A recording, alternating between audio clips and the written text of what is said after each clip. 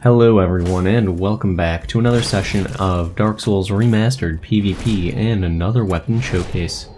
Today we're taking a look at the Dragonbone Fist, and I wish that we were not taking a look at the Dragonbone Fist, but it is what it is.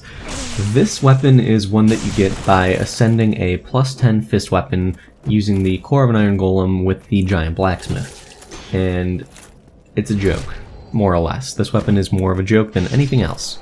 But let's get started with the basics. This weapon requires 20 strength in order to wield and has no dexterity requirement. At plus 0, because it is a boss weapon, it's equal to a plus 10.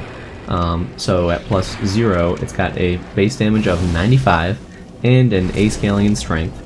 And at plus 5, its base damage is up to 142, and it has an S scaling in strength. So the scaling is decent on this thing, but the base damage is kind of trash.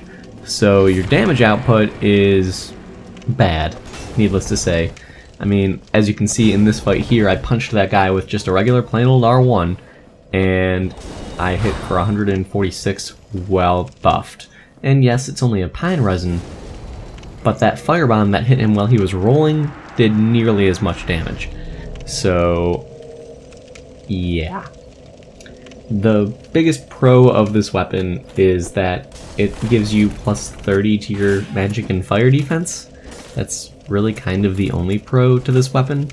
At the end of the day, it's a fun weapon to use, purely for the sake of being able to get those R2 uppercuts, just launching them up into the air. That's the only redeeming factor with this weapon. It's fun, in some cases, like when you're in a duel, or when you're fighting against friends. Because it's kind of an embarrassing thing to get hit by that R2. It's so incredibly telegraphed and easy to parry, or easier to backstab. It's just something that you would not want to use in an actual invasion. It's not something a sane person would do, yet here we are. Aside from that, let's start with the cons, because there's a number of them. First and foremost, biggest con, damage. If they gave this weapon a higher base damage, it would be okay. I truly believe that would be the case. However, they did not do that. So, it's unfortunate, but that's where we are with this thing. On top of that, weight. This thing is heavy for a fist weapon. So, when you think, oh yeah, it's just a weapon on my fist, how much could it possibly weigh? You know, it can't be all that much. Well, the thing is, this weapon weighs quite a bit.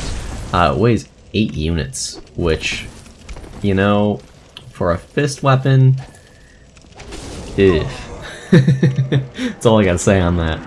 Aside from that, short, it's to be expected with a fist weapon, but, you know, when someone can literally just stay out of range, you can't even get any chip damage on their shield by just having them backpedal, it's gonna be kind of problematic, and it'll make a lot of the fights unnecessarily drawn out. But overall, that's about all I got for this thing. The R2s are easily punished, the weapon itself is easily avoided just by backpedaling, the damage is garbage, the weight is higher than it should be. So yeah, that's all I got. Either way, I hope you guys have enjoyed this one, found it helpful in one way or another. Like, subscribe, and all that good stuff, and I will see you all next time.